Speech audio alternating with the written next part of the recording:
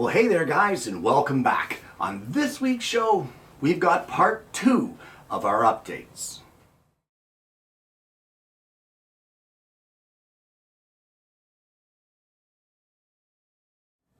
Well, if you tuned in last week, then you know exactly what is happening. These update shows are usually a two-parter, and we bring you updates for older shows from back in the archives to let you know what's happening, to bring you abreast of any changes that have happened and that sort of thing. So without further ado, let's get into part 2 of our update series. Well, it was back at the beginning of March of 2020, almost 2.5 years ago, that I brought you this project. And this was a mallet that I had. It had a yellow plasticky head on the end here, and the head had broken. So I poured some resin and I repaired this almost 2.5 years ago. And this has actually been a subject of the update show previously, because I was telling you it was still alive, still going, still a very usable whackometer, and I was still quite pleased with the repair. However, the inevitable finally happened, and while whacking away with this mallet, I ended up breaking it. And it split pretty cleanly there and exposed the installation nut, or the mounting bolt rather, for that head of the mallet. But honest to goodness, after 2.5 years of this thing being used rigorously and viciously, and you know what, I didn't hold back. I used it the way a mallet should be used. I'm glad that I got the 2.5 years out of it, and that in itself makes it a worthwhile project, because honestly, when I broke this, I was wailing pretty hard on the thing that I wanted to hit with it. So probably harder than what I should have, and I probably should have been using an actual hammer at that point. So a worthwhile project to repair using resin like this on a mallet? 100%. Will I do it again? 100%.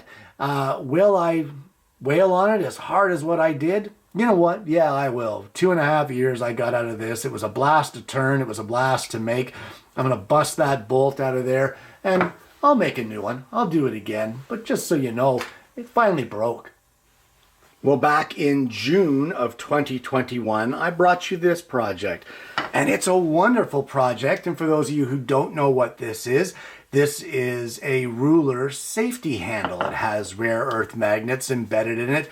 And its purpose is that when you're using a ruler to cut with an X-Acto knife, you can hold your ruler in place, run your knife along, and you don't have the worry of holding it with your hands and the knife slipping and coming up over your fingers, which has happened to a lot of us, myself included.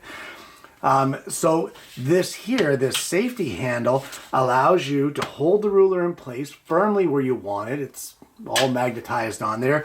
You can run your cut and be done with it, nice and safe. Even if the ruler slips, it's going to hit into the handle before it ever touches your fingers. However, overusing it, or using it over the years since I made it, I have found a little bit of an issue that I really don't like, but it was easily corrected. And what that is that this here, you can see this has a lot of slip. This has a ton of slip.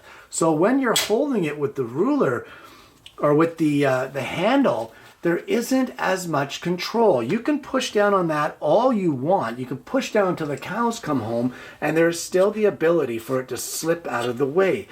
So what I have found is that this thing is still great. However, I would only use it with a cork back ruler.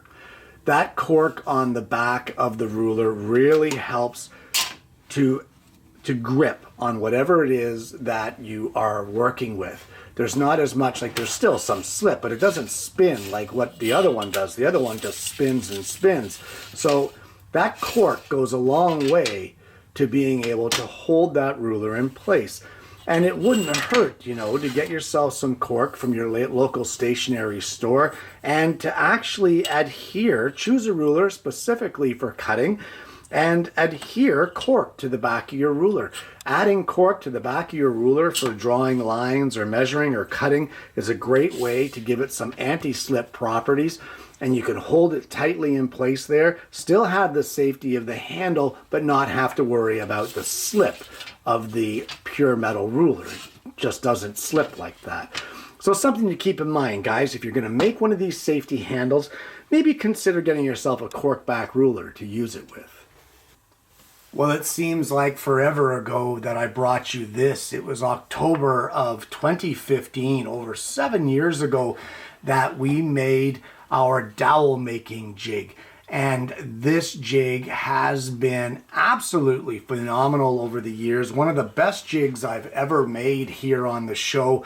It allows you to make your own custom dowels out of any species you like, from 1/4 inch all the way up to 1/2 inch in diameter. And this thing has functioned flawlessly. I've actually made 2 of them because one of them I wore out. And eventually these blocks wear out and you have to replace them, but that's really not that big of a deal. But the update here is that Kenny has the new router table, as most of you know. Some of you may have never even seen the old Freud router table that I had. But this jig here, as much as I love it, it does not work with my new Jessam router table.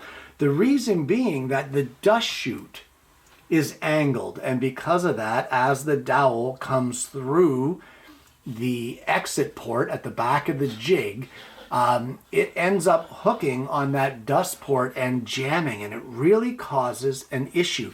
So I'm in the process of designing a new jig that will work with the Jessam setup, and hopefully we're going to see that soon on the show. But for now, in case you're wondering, or some of you are wondering, if making this jig will work on your Jessam setup, well, it might. It depends on your dust port. But you may want to consider how the dowel exits out the back end and whether or not your dust port is going to interfere with that exiting of the dowel. It's kind of a shame for me because I honestly love this jig. I love being able to make my own custom hardwood dowels, much better than the junk you get from the big box stores. And here it is now. My dowel making has been put at a standstill because of one little small dust port issue. Don't worry, we're going to get another one made on the show. We're going to correct the problem, and hopefully coming soon you're going to see a new dowel making jig here on Acutabove Woodworkings.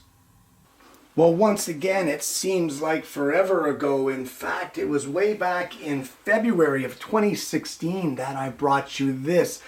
It was actually during the 12-part ukulele build series that I did here on the show, and it is a way that you can turn or use your lathe, in my case a mini lathe, and turn it into a usable drum sander. And at the time I used a spare faceplate, and I turned the ends here to be able to fit a large conduit. I believe it's a 4-inch steel conduit with the paper wrapped around it, etc. And in the end was epoxied a nut, and that nut was on center, and it went in conjunction with a live center at the tailstock to allow it to spin, and it worked great. And I mean, I've had no problems with it, except, there's always an except on these update shows, isn't there? But what the except is here is that over time, with this thing spinning and working, that nut, as well as it worked in there, that nut has worn. And because it's worn, with that live center in the end here and that hole in the nut being worn, it's actually worn a little oblong. So although this is an exaggerated movement, it causes it to do this, which exaggerated it is. It's very minor how it does it, but it's enough to, when you're hearing the chatter of the sander, it's so it's not spinning perfectly on its axis. It's actually spinning off center and only hitting on one side of the sandpaper, that sound. It should be a constant sound. I know, I'm not a sound effects guy, but this has become a problem and it has made this unusable. So what I'm going to do, I think we need a harder metal in the end here. So eventually this is going to have to either be drilled out or replaced, and this center here, this nut that has gone oval or oblong or whatever you want to call it, that is going to have to be replaced with something very different. Whether it be a stainless steel nut this time, which is much harder material and maybe won't wear so quickly, or maybe even a stainless steel plate with just a little indentation punched into it, but something much more solid. I'm even considering a 1/4 inch thick piece of steel and fitting that piece of steel in here with the hole centered perfectly in the middle. Either way, a much older show, I don't know if any of you even know that it exists, but if you were planning on making one of these drum sanders, you may want to consider something a little harder and a little more durable than your regular steel 1/4 20 hex nut for this tailstock end. Well, in July of this year, I brought you the saw racks, and honestly, the update on this is if you haven't made these yet for your hand saws in your shop, what the heck are you waiting for? This has been one of the best additions as far as hand tools, or jigs or fixtures or whatever you want to call it, that I've added to the shop recently. I absolutely love this. My saws are at just a hand's reach right at the edge of my bench. I can grab them at any point in time. They're very well protected. I have all the guards on the blades that protect me as I'm reaching in.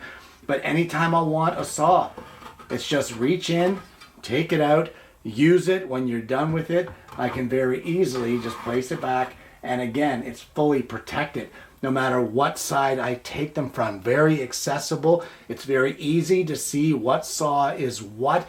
I said in the original show that the reason I actually made this is because one of my handles got chipped in the saw drawer that I had them in, and that was enough for me to say, forget it, it's time to store them properly. Although I thought I had them stored properly in the first place, this has been a much better solution. So the update, this thing is awesome. It works fantastic. It keeps them accessible, keeps them safe. Honest to goodness, guys, if you haven't made one of these yet, I'll post the link down below to the show. What are you waiting for? Make some of these saw racks for the wall of your shop. You won't regret it. And there you have it. Updates part 2. Guys, I really enjoy producing these shows for you guys. The reason I enjoy it so much is because it prevents problems, both for me and for you, mostly for you. Because let's say in the case of the dowel making jig, you have someone who has a brand new just some router table and they want to make some jigs and they find my show and then they go and they make that dowel making jig and then they realize this doesn't work with this router table. Well, the updates show, hopefully, because the link to this show will be placed in the old show, hopefully they will have the foresight to watch this update on that project first before they ever go through the trouble of making that other jig. So it really helps me to help you guys as well. It kind of makes me realize, you know, what shows work and what shows don't. It's fun to bring you a show and then it's all said and done for a lot of YouTubers, but for me it's not done until it's had the test of longevity. It's one of the reasons that I don't review tools until I've had them for a couple years or at least had extensive use on it. I don't believe in giving first impressions.